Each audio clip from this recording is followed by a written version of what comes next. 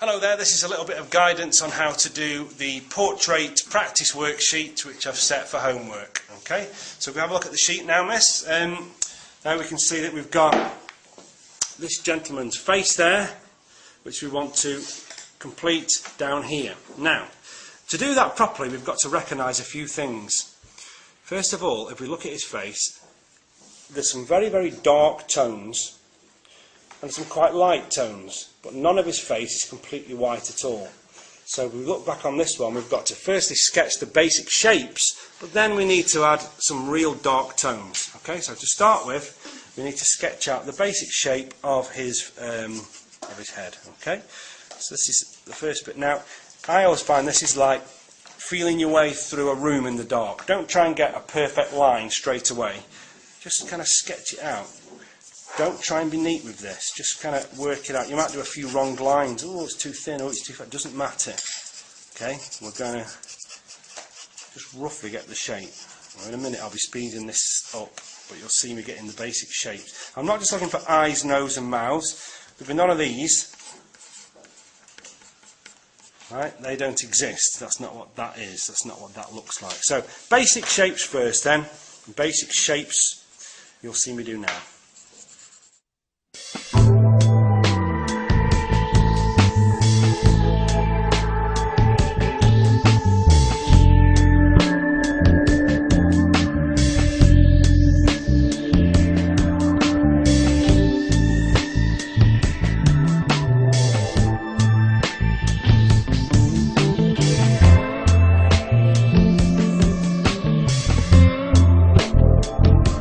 Okay, so we've sketched out the basic shape there. Next it's going to be time to add a little bit of tone. When I say a little bit of tone, I mean a lot of tone, because these areas like that are super, super dark. So you're going to need to press on very, very hard with a pencil like this, or a thick graphite pencil like this is often very handy too.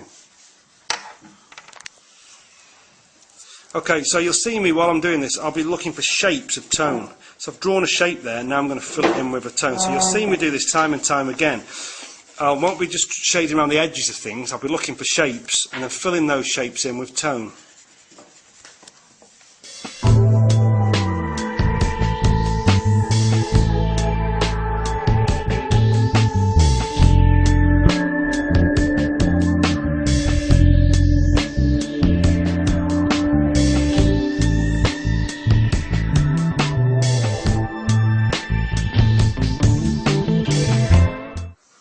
Now at the moment my shading is looking quite dark and looking quite scribbly, which you might like that effect or you might not. What I'm going to do now, I'm going to use a rubber, but rubbers are often used for blending rather than rubbing out in art, and actually that's what I'm going to use this for. So the first thing I'm going to do is make this rubber very, very dirty. I want a kind of mucky size to the rubber, and then what I'll be doing in the next section is blending so that we kind of smooth it out, and I'll be rubbing out, blending, drawing on top, rubbing out, smoothing, blending, and it will give a very, very smooth effect, and the picture will build up in layers, which is basically what drawing is. Okay, so you'll see that in fast motion in a second.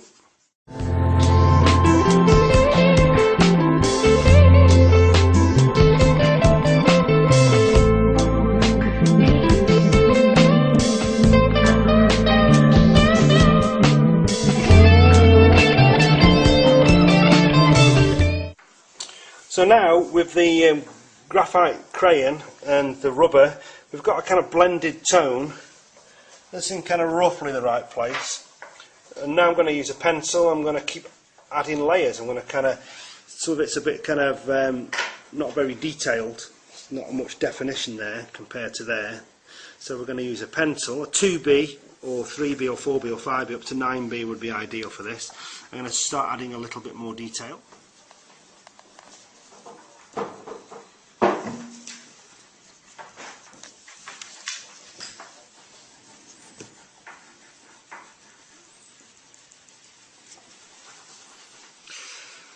As you can see, I'm adding detail, but then I'm also rubbing out and blending, and I'll just keep working it. And the drawings, you can keep working a drawing for days and days and weeks, taking off, putting on, wax off, and that is the way it's done.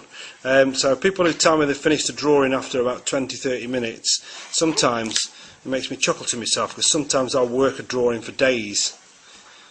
You can always take off, put on, take off, put on.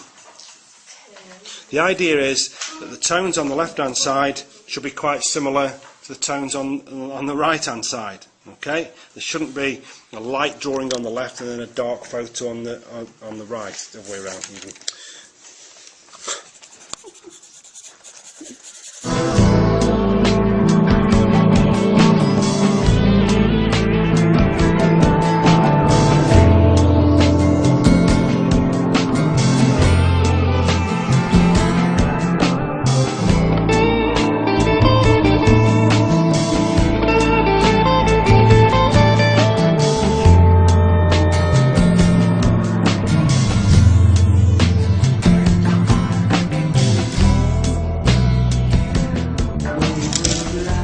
So, for the purposes of this demonstration, I'm going to call that done. Okay, so that's the kind of thing you're looking for on this particular homework.